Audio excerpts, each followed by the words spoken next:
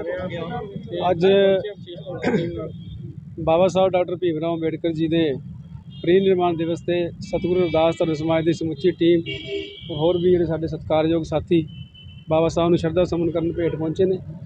और अज के दिन दे विच सानूं यही सारिਆਂ ਨੂੰ मनना चाहिए कि जो बाबा साहब ने अपने संदेश दिते है और जे साडी अज की अगर आप गल करिए तो सही मैने दे विच जिहड़ा बाबा साहब की जिहड़े संदेश है या सोच उन्होंने जिहड़ी है उत्ते पहरा अजे देन च आपां थोड़े पिछे हाँ। तो सारे समाज नूं भी यही अपील है कि जिहड़े बाबा साहब ने सानूं गल्लां कहीआं या बाबा साहब जो साडे लई कर गए उन्होंने असीं मुख रखते हुए जिहड़ा आ वो सारिਆਂ ਨੂੰ ਇਹ ਚਾਹੀਦਾ कि जो बाबा साहब ने सानूं कहा है ਉਹਦੇ ਤੇ ਸਾਨੂੰ प्रैक्टिकली जिहड़ा आ वो सानूं विचार करन दी लोड़ आ, प्रैक्टिकली काम करन दी लोड़ आ। जो कि अज देखो अज असीं जे देखा जाए तो असीं सब तो पहला सानूं एजुकेशन लई बाबा साहब ने प्रेरित किया। पढ़ो दी उन्होंने पढ़ो जुड़ो की गल की एजुकेशन दे विच भी सानूं असीं जिहड़ा मेरा ख्याल है भी बहुत पिछे आ, सानूं एजुकेशन उत्ते काम करना चाहिए। और अज दे दिन असीं सतगुरु रविदास धर्म समाज वल्लों भी यही प्रेरणा स्रोत जिहड़ा अज सारिਆਂ ਨੂੰ कह रहे हैं कि प्रेरणा स्रोत बनना चाहिए कि सानूं एजुकेशन उत्ते जिहड़ा काम करना चाहिए। पहलां पढ़ जाइए फिर जुड़िए तो फिर संघर्ष करने के वास्ते असीं जिहड़ा लामबंद होइए। मैसेज की अज के दिन से सरपंच वालों मैसेज सरपंच वालों यही है जी बाबा साहब के जो परिनिर्वाण दिवस उत्ते कि सानूं जिहड़ियां उन्हां दी कईयां होईयां गल्लां आ उहदे हिसाब दे नाल सानूं चलना चाहिए। जिद्दां कि हुण एक बाबा साहब ने अपने वॉल्यूम च एक भी गल लिखी है कि जो साडे लई उन्होंने लिख दिता वो जरूरी नहीं कि साडे सदा वास्ते वो साडे लई लामबंद असीं हो गए भी सानूं उहदे ते काम करना चाहिए। बाबा साहब ने नाल ये भी गल लिखी है कि समय के हिसाब दे नाल सानूं जिहड़ा है इतिहास जिहड़ा अपग्रेड करना पैना।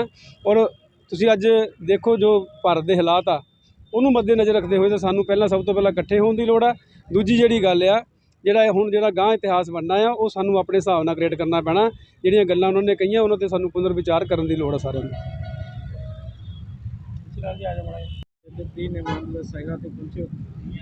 मैं बंसी लाल प्रेमी प्रधान अंबेडकर नवजोत दल पंजाब। अज जिद्दां कि बाबा साहब अंबेडकर नूं सारा देश नमन करन आया होया, साडी टीम भी आई और थां थां ते बाबा साहब नूं नमन किया। और साडे लीडरां ने भी और खास करके देश के बहुत सारे हुक्मरानां तो लैके उन्हां दा जिहड़ा सब तो वड्डा सुनेहा सी कहते शिक्षा वो शेरनी का दूध है जो पिएगा वो दहाड़ेगा। और किते न किते सानू भी महसूस होंदा कि जिस जिहड़ा बंदा शिक्षित नहीं है उन्होंने किसी भी टाइम उन्होंने बेवकूफ़ बनाया जा सकता। और साड़ी बहुत बड़ी कमी रही है आ शिक्षा जिहदे कारण साडा समाज भगत नहीं अंधभगत होया। और जदों भगत होंदा वो तो बहुत बड़ा नुकसान होंदा। देश की धार्मिक व्यवस्था तो लैके शैक्षणिक व्यवस्था तो लैके समाजिक व्यवस्था तो लैके आर्थिक व्यवस्था के उपर तक कब्जा जो होया तो जिहड़े इस देश के कुछ चंद क लोगों के हत्थ च गया उहदा कारण सी बाबा साहब का जिहड़ा होया दिता होया संविधान। क्योंकि बाबा साहब अंबेडकर ने 26 नवंबर 1950 नूं जदों संविधान दिता 49 नूं तो उस टाइम ही कहा सी जे इनू लागू करने वाले लोग वधिया रहे तो देश नहीं वर्ल्ड के विचों विश्व के विचों सब तो बेहतर संविधान होगा। नहीं तो फिर जे इनू लागू करने वाले बेईमान लोग आए तो उन्होंने हथों आ जिहड़ा संविधान है कचरे के डब्बे च सुट्टण वाला होगा।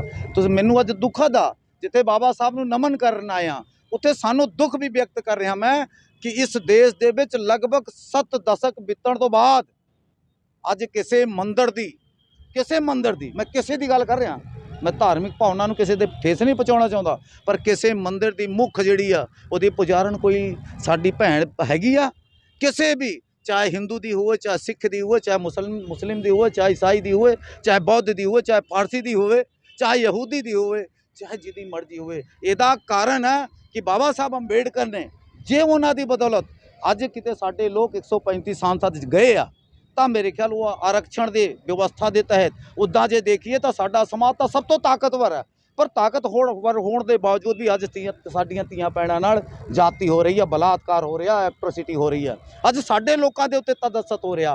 उहदा मेरे ख्याल कारण है बाबा साहब ने जिहड़ा कहा सी अब तुसीं शिक्षित हो संगठित हो संघर्ष करो, संगठित होंगे। उन्हें किहड़ा संगठन कहा सीगा, उन्हें जमात बनाउण नूं कहा सी, जमात दा बनाउण नूं कहा। साडे लोकां ने जातियां दा संगठन बना करके अपने लोकां नूं पहला 6743 जातियां च वंडे अज असी अलग अलग बना के संगठन असी फेसबुकिया प्रधान ते व्हाट्सएप वाले प्रधान बन गए। मैं अपने लोगों को गुजारिश करदा अज दे बाबा साहब ने जे सच्ची श्रद्धांजलि देनी आ तो अपने आप नूं अपना जिहड़ा अहंकार आ अपना घमंड आ होमा वा ਉਹ ਕੱਢ ਕੇ ਸਮਾਜ ਦੇ ਵਿੱਚ ਇਕੱਠਾ ਹੋਣ ਤਾਂ ਬਾਬਾ ਸਾਹਿਬ ਨੂੰ ਸੱਚੀ ਸ਼ਰਧਾਂਜਲੀ ਹੋਗੀ ਔਰ ਸਾਡੀ ਬਾਬਾ ਸਾਹਿਬ ਦੀ ਗੱਲ ਵੀ ਹੈਗੀ। ਤੁਸੀਂ ਸੰਵਿਧਾਨ ਦੀ ਕੀਤੀ ਹੈ, ਸੰਵਿਧਾਨ ਨੂੰ ਪਾਉਣ ਦੇ ਲਈ ਜਾਂ ਬਣਾਉਣ ਦੇ ਲਈ ਬਾਬਾ ਸਾਹਿਬ ਨੇ ਆਪਣਾ ਪਰਿਵਾਰ ਬਾਰ ਦਿੱਤਾ ਜੀ ਤੇ ਜਦੋਂ ਬਾਬਾ ਸਾਹਿਬ ਦੇ ਪਰਿਵਾਰ ਦੇ ਵਿੱਚ ਉਹਨਾਂ ਦਾ ਬੱਚਾ ਚਲ ਗਿਆ ਸੀਗਾ ਤਾਂ ਉਹਨਾਂ ਨੇ ਇੱਥੇ ਪਹੁੰਚਣ ਦੀ ਬਜਾਏ ਲੰਡਨ ਦੇ ਵਿੱਚ ਜਿਹੜੀ ਪੜ੍ਹਾਈ ਕਰਨੀ ਸੀ ਜਾਂ ਕੋਈ ਵੀ ਸੀਗਾ ਮੈਟਰ, ਉਸ ਮੈਟਰ ਦੇ ਉੱਤੇ ਪਹੁੰਚ ਕੇ ਉਹਨਾਂ ਨੇ ਕਿਹਾ ਵੀ ਕਰੋੜਾਂ ਬੱਚਿਆਂ ਦੀ ਜ਼ਿੰਦਗੀ ਬਚਾਉਣ ਦੇ ਲਈ ਮੈਂ